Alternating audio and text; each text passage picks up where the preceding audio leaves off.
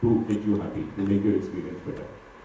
And these variables are things like where do you stay, what pack did you subscribe to, how often do you change it, how do you pay, how often do you pay, which means do you contact us, or what do you say when you call us, what is your tone. There are various pieces of information that are lying scattered all over the place. This data was impossible for us to make sense of through manually. Machines can help us find patterns through this data. Do you also take data from the sources like Google, Facebook, Insta, Twitter, etc.? Are you having? As of now, no such thing. This is all our own data that is resting on our own platform through interactions that we've had with you and you've had with us.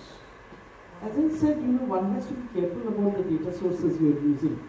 You must have reliable data sources, and also as per the TPP Act, it allows you only to use first-party data. So basically, most of our clients will sort of rely on first-party data in order to come up with it. We have enough data with us. You will not believe it, but you leave enough footprints every time you interact with us.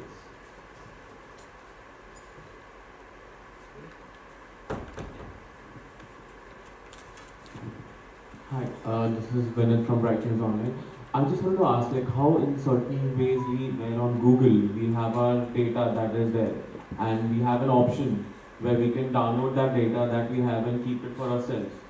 So, do you have a certain way where a customer that is using your services later on with enough data that we have collected from about his, watching pattern and everything else, is it possible for you, for the customer to download that data for himself? It will make sense to you, because what also happens is, how do we use it? Let me give you a very, very basic level example. This is through sampling. So for example, we are, with the permission of the customers, monitoring the viewing patterns of a very small fraction of our customers. And we also have their persona matched with us. Now, we match the persona of others like them. And if this person is doing something next, chances are that other people who are matching this persona are likely to do that. Not certain, but more likely to do that versus any other random person. So we will be able to make sense of the data. You will not be able to make sense of the data. It is not of any use to you. No, but certain people. So, for that matter, I think India is one of the few places where the individual has been empowered, for instance, through the account aggregator. Account aggregator actually enables you to draw all of your financial data and provide it to whoever is giving you a loan or setting up something with you, which I don't think is available in any other country. Here the individual is actually able to leverage the data where it will make sense to them. Okay. So I think in that area the government has already thought about it as to how to empower the individual with their own data. But whether you can do it for every organization that you are interacting with, I don't even know what you will do with it actually.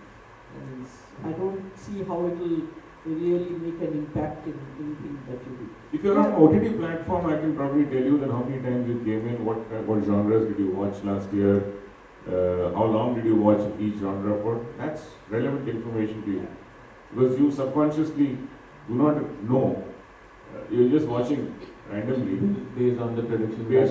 But you don't know. It's interesting data for you in the end. For example, my music platform tells me you are here for so many hours and you listen to these many songs, and this song you heard 2,862 times and things like that. Spotify app. That's right. So so that's relevant data.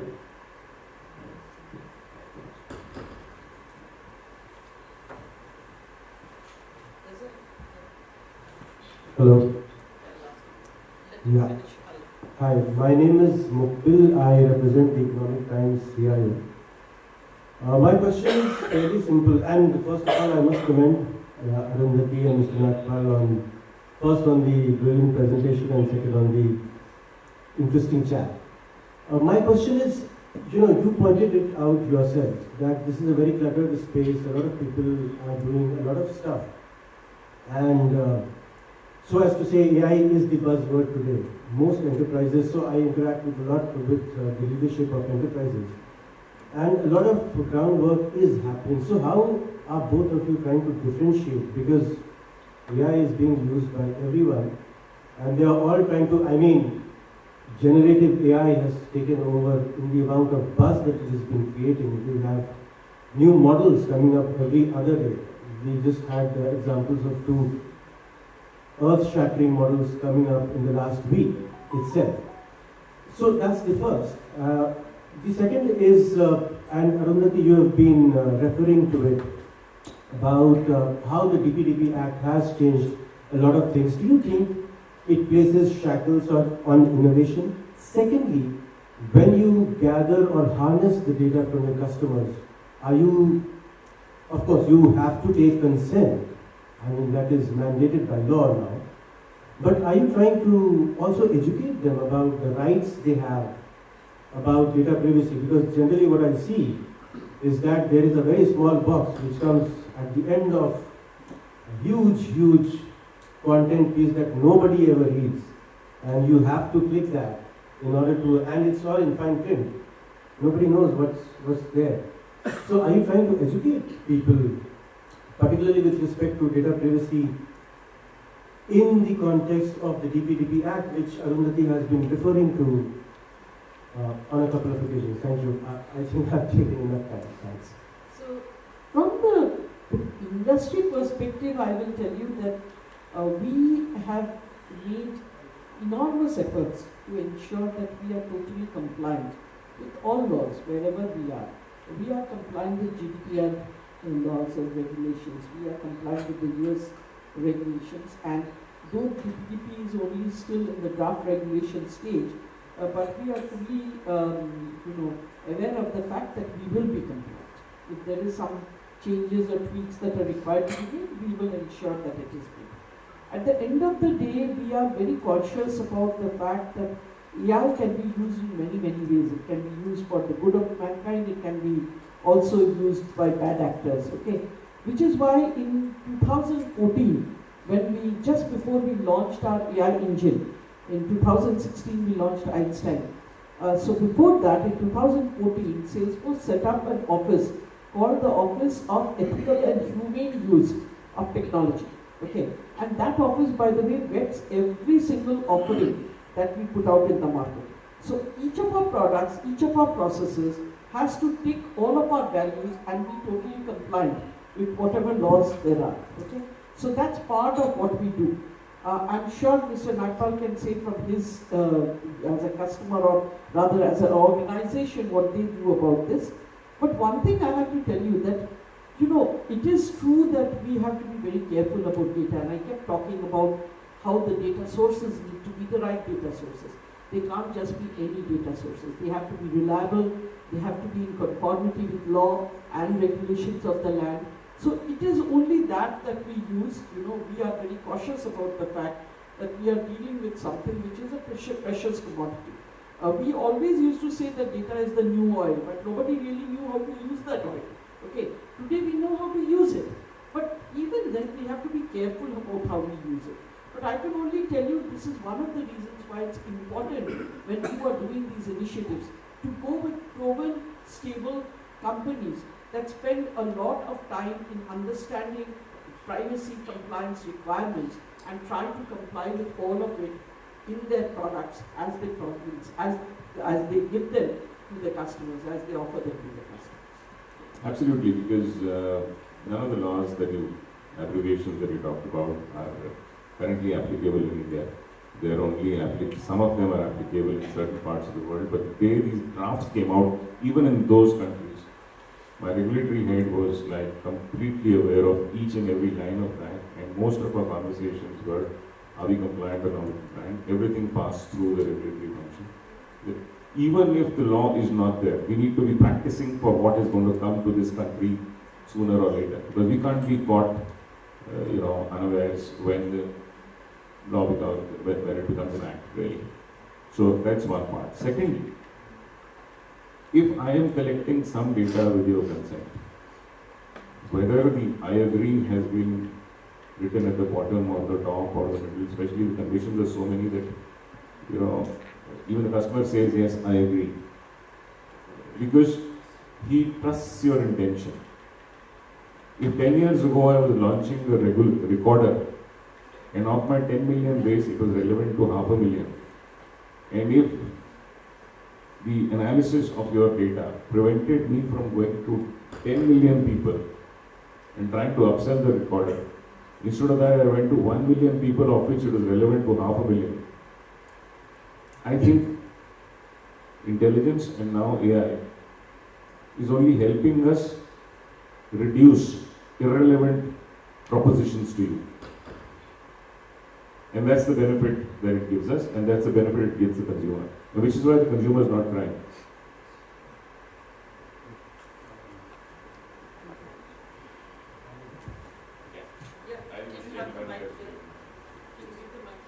Yes, I'm just concluding, to respond to what Arun just spoke about. So my entire idea about asking this question was, is there a need to go beyond this compliance-driven approach? Right now, it's a very compliance-driven approach where enterprises are ticking boxes. But are they doing anything proactively to inculcate? Yes, because if you get a call today, for example, earlier calls that used to come from unknown numbers Today, at least there is something that says spam or proportional on top of it. I don't know whether you're getting it, but I am certainly getting it. So I know it is reducing commercial business for a lot of organizations. It is making my life so much easier as a customer, because I'm also a customer of certain services. So it is necessary. The rampance with which customers were being approached for irrelevant products without using any intelligence anywhere in between was appalling. So it is necessary. And organizations need to stick to whatever is prescribed. See, basically any business, if it wants to be sustainable and if they want to continue to do better and better, they will automatically adopt these values. This is not something which is a choice really, it is a matter of survival, and those companies that choose to take shortcuts will not be around for too long. So if you're really looking out for your company, if you really want to be around for a long while, if you want to be a long-term player, if you don't want reputational risks and unnecessary complications, then this is something that you will definitely do. Okay. Having said that, it's still a fact that in many organizations, including the banking sector, sometimes the customer becomes the weakest link. If you see all these scams that are going on in the banks, etc., I'm sorry I'm diverted, but banks have been so much part of me for so long. But in many of these, you will find it's the customer that's the weakest link. In spite of every OTP coming with a line saying do not share with anybody else, they continue to share it. And then after sharing it 10 times over, they suddenly realize, oh my God, I think I'm getting scammed. They've done it for 10, 11 times before the light bulb goes off. Okay, what do you do in such cases? It's not as though they don't know. It's not as though the warning line is not there. But in spite of that, it's happening. So yeah, continuous education is what we need, because bad actors will always find newer ways. Means whoever heard of things like digital arrest? It's happening, and people are now becoming more and more aware that this could be so. So the people who want to take advantage of others' gullibility or others, what should I say, just simple, trusting nature, they will do that. So we have to continually do a continual sort of upgradation of people's awareness to tell them what to do and what not to do. Yeah, just wanted to understand what are the interesting use cases that you are piloting on Agentforce and the kind of productivity and scale it has been able to unlock for you.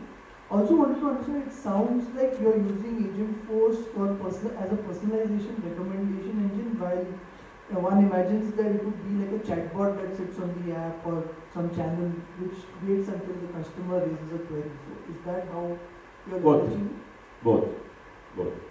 Does that mean that the data then goes into the AI and the AI creates the messaging to reach out to the customer all in a loop without any human It is. involvement?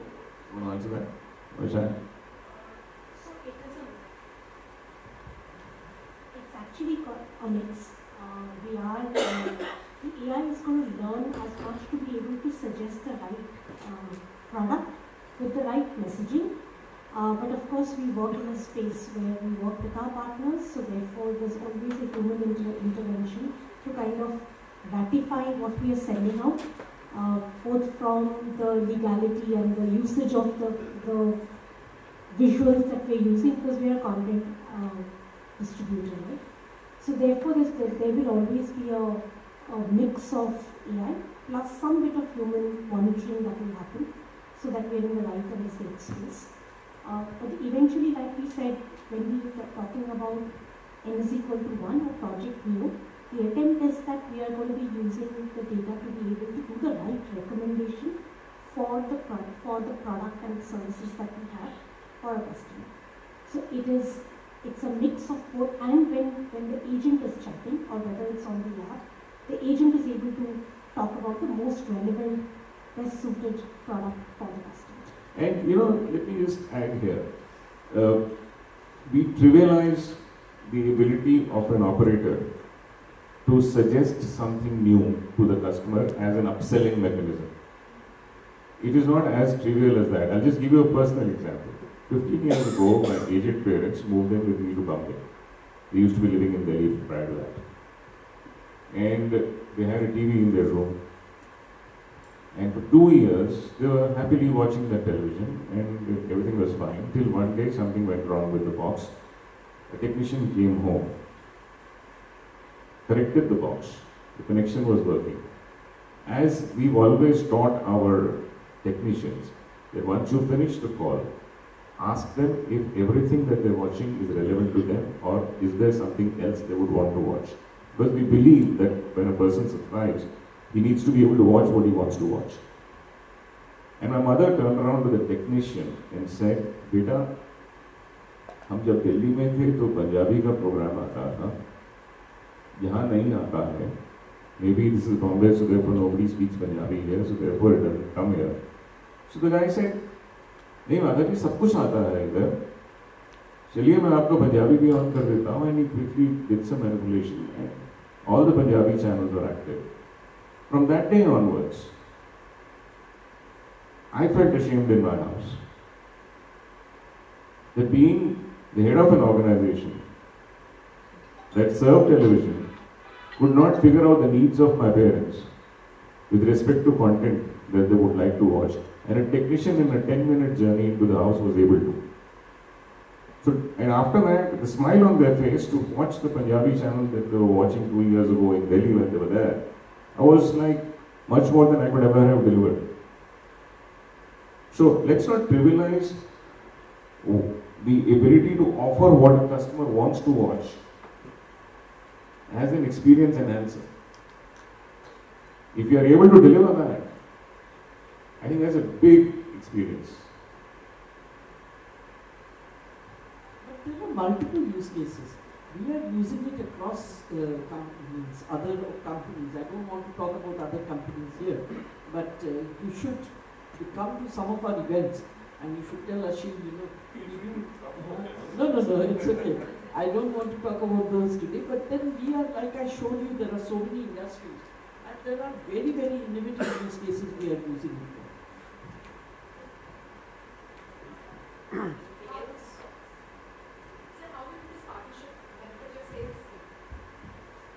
As it does by increasing sales. No, I don't think there is a target that we set for these things. There is a certain, so two things we measure it by. Can we have smaller campaign? A campaign is the number of people you are connecting with for a particular proposition and how many of them buy. So you measure it by what is the size of the campaign and what is the conversion of the campaign.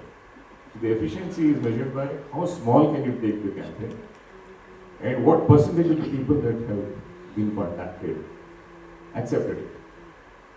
Like I said, NEO stands for N equals 1. So our ultimate objective obviously is to have a campaign of sample size 1. But that's a hypothetical direction that we're going towards. But yeah, we aim to run smaller campaigns, many more campaigns than we are handling today, with a higher conversion in each campaign. If these 3 boxes are ticked, the partnership is successful. So earlier, basically, everybody used to spray and pray. Okay, you put out as much as you can and then hope that there will be a conversion. Today, it is far more targeted. So both you are saving on costs, okay? You are saving on time, not only yours but also of the customers, okay? And you are getting better conversions. So, and you are getting better satisfaction from the customer because they are not getting useless stuff, okay? So you increase customer satisfaction, you lower your costs, and you improve your conversion. So all of these 3 parameters, over a period of time, they will obviously monitor and see.